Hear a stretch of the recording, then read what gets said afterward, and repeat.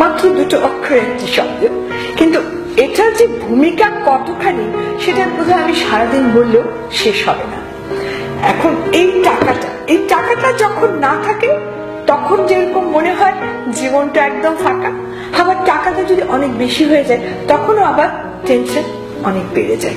অর্থাৎ টাকা থাকলেও টেনশন, টাকা না থাকলেও টেনশন। তো এই যে এই টাকাটা আমাদের ভালো কাজে যেরকম লাগে, অনেক সময় আমাদেরকে খারাপ কাজের দিকেও নিয়ে যায়। অর্থাৎ টাকা অনেক যখন হয়ে যায় তখন একটা মানুষের চারপাশে কারা ভিড় করে জানেন? মৌ সাহেবেরা, অর্থাৎ দুধের মাছির মতো তারা সেই মানুষটাকে এত বেশি তোষামোদ করতে শুরু করে দেয় যে দেখা যায় যে সেই মানুষটা তখন টাকার গরমে এবং মৌ সাহেবদের চাটুকারিতার তালে পরে নিজেকে একজন আমি একই হনুরে ভাবতে শুরু করে, এবং আস্তে আস্তে দেখা যায় সেই মানুষটা তার পরিবার পরিজনের থেকে শুরু করে আশেপাশে আত্মীয় পরিচিত সবার থেকে দূরে সরে যাচ্ছেন, কারণ আমি একজন সো এন্ড সো। অর্থাৎ টাকাটাকে নিয়ে যাচ্ছে কোথায়? টাকাটাকে নিয়ে যাচ্ছে একেবারে এমন একটি জায়গায় যে জায়গা থেকে তার পক্ষে এই মুহূর্তে নর্মালি মানুষের সাথে মেশাটা অসম্ভব হয়ে পড়ে, এবং এই ক্ষেত্রে বিরাট ভূমিকা পালন করে সেই দুধের মাছি অর্থাৎ তোষামোদকারীরা। কিন্তু একটা কথা মনে রাখা দরকার, টাকা আজকে আছে, এই তোষামোদকারীরা আছে কাল, ইউ নেভার নো।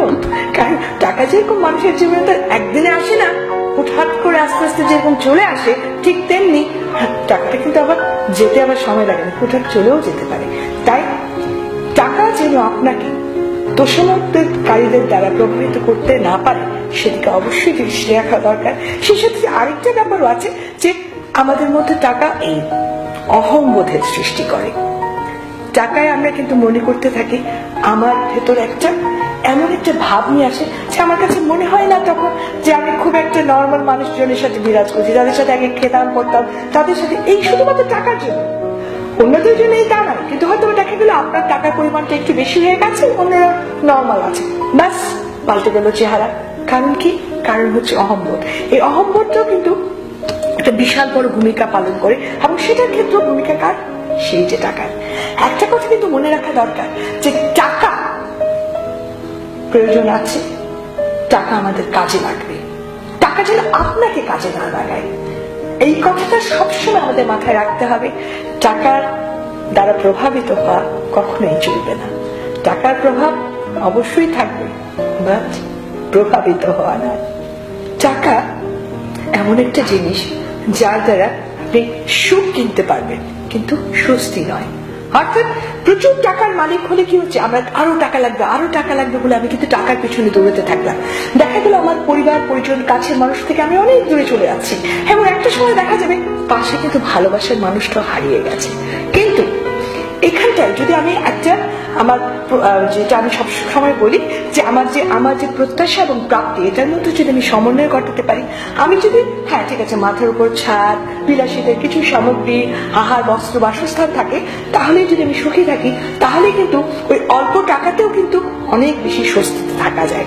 আর একটা কথা কি আমি মনে করি যে প্রচুর টাকা, কত টাকা, ধরেন টাকা দিয়ে আমি বিশাল বড় বাড়ি গাড়ি বানালাম, আমি একদম 5 তারকা হোটেলে গেলাম, এবং এই সব করতে গেলে যে টাকা দরকার, সেই টাকার পিছনে দৌড়তে গিয়ে আমি জীবনের একটা বিশাল সময় আমার ভালোবাসার মানুষদের থেকে সরে থাকলাম। কারণ সময় কোথায়? টাকার পিছনে দৌড়াতে হচ্ছে না। কিন্তু একটা সময় কি মনে রাখতে হবে জানেন, এক সময় কিন্তু যেতে হবে যে জায়গায়, সে জায়গায় কিন্তু আপনার মার্সিডিজ গাড়িও যাবে না, এসিও থাকবে না। আর ওই যে ময়লা বলে সকালবেলা যে ময়লাটা আমাদের গেটে এসে চিৎকার করে, সেও কিন্তু সে একই জায়গায় যাবে।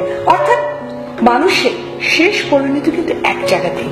তাই টাকার পিছনে দৌড়তে গিয়ে ভুলে যাবেন না আপনার অস্তিত্ব। টাকার পিছনে দৌড়তে গিয়ে এমন কোনো জায়গায় চলে যাবেন না যেখান থেকে ফিরে আসার কোনো উপায় থাকে না। আর সবশেষে যে কথাটা বলবো, টাকা অবশ্যই আমাদের মানুষ চিনতে সাহায্য করে। কিভাবে জানেন? বলে না যে যখন আপনার অনেক টাকা থাকবে তখন আপনার মানুষ চেনার দরকার নেই, মানুষ আপনাকে চিনে নেবে। হ্যাঁ, যখন আপনার কাছে কোনো টাকা থাকবে না, অর্থাৎ সেরকম আপ টু দ্য মার্ক হচ্ছে না, তখন দেখা যাবে যে আপনাকে মানুষ চেনার জন্য দৌড়তে হবে। অর্থাৎ টাকা কিন্তু একটা দাড়ি পাল্লার মতো আমাদের জীবনে একটা বিশাল ভূমিকা পালন করে। কিন্তু আমি বারবার যে কথাটা বলছি, সেই ভূমিকায় আপনি কিন্তু পারফেক্ট হবেন না। টাকার প্রয়োজন আছে সত্যি, কিন্তু তার মানে এই নয় যে আমাদের মানবিকতা, আমাদের মানসিকতা, আমাদের মনুষ্যত্বকে বিসর্জন দিয়ে আমাদের টাকার পেছনে দৌড়াতে হবে। ভালো থাকবেন, সুন্দর থাকবেন, সুস্থ থাকবেন। ওই একটা কথাই, সব সমস্যার সমাধান আমাদের দ্বারা করা মোটেও সম্ভব নয়।